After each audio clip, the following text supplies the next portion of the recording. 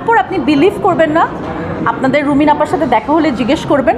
রুমিন আপা 100 বার বলছে এই ওকে বারবার স্ক্রিপ্ট দেওয়ার দরকার নাই, ও যেরকম ক্যান্ডিডলি করতেছে প্রশ্ন খুব ভালো হচ্ছে, খুবই ভালো হচ্ছে। তো আমার মনে হচ্ছে আমার নতুন ক্যারিয়ার যুক্ত হলো, নতুন আরেকটা মানে কাজ যুক্ত হলো।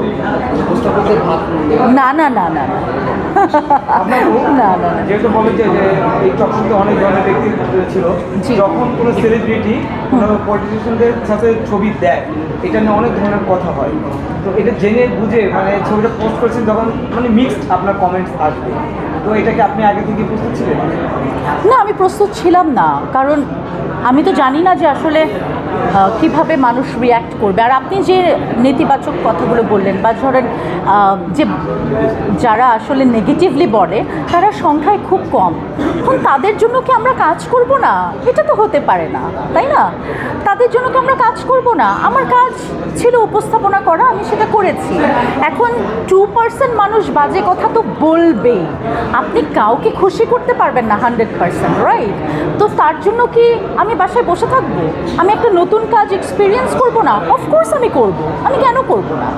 কারণ আমাকে বেশি সংখ্যক মানুষ অ্যাপ্রিসিয়েট করেছে, এই যে আপনারা বলছেন ভালো হয়েছে, আমি নতুন একটা কাজের সুযোগ পেলাম, আমি কেন করব না? আমি তো আমাদের প্রাইম মিনিস্টারের ইন্টারভিউ করতে চাই নেক্সট। আমার কাছে আসলে চ্যালেঞ্জটাই গুরুত্বপূর্ণ, আমি চ্যালেঞ্জ পছন্দ করি। আমাকে যদি কোনো নির্মাতা বলে যে এই ক্যারেক্টারটা করতে হবে, যে ক্যারেক্টারে আসলে বাইক চালাইতে হবে, এখন সো আমি তো রিয়েল লাইফে বাইক চালাতে পারি না, এখন যদি সে আমার উপর চ্যালেঞ্জ ছুড়ে দেয়, এটা আমার কাছে, এটাকে আমি চ্যালেঞ্জ হিসেবে নেই যে আচ্ছা এখন আমাকে বাইক চালানো শিখতে হবে এই চরিত্রের জন্য। তো উপস্থাপনাটা আমার জন্য খুবই নতুন ছিল, এবং আমার যারা অতিথি ছিলেন তারা অনেক বিজ্ঞ মানুষ ছিলেন, মন্ত্রী মিনিস্টার ছিলেন। তো তাদের সাথে আমার মতো একজন ছোট মানুষ উপস্থাপনা প্রথমেই তারা, এটা আমার জন্য একটা অনেক বড় চ্যালেঞ্জিং বিষয় ছিল, এবং আমার মনে হয় যে আমি ঠিকঠাক মতো কাজটা করতে পেরেছি। সো আমার তো ভালো লাগছে। হ্যাঁ হ্যাঁ,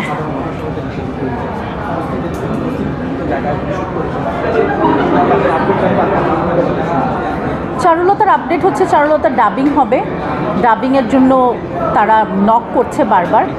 তো যখন রিলিজ হবে তখন তো আমরা জানতে পারবো। আর যেটা হয় দেখেন, সিনেমা আমার 5টা সিনেমা রেডি আছে, কিন্তু আমি জানি না আসলে, এটা প্রডিউসাররা বলতে পারবে। পায়েল সিনেমার সেন্সর সার্টিফিকেট হয়ে গেছে, আজকে প্রডিউসার ফোন করে বললো যে সেন্সর পেয়ে গেছে।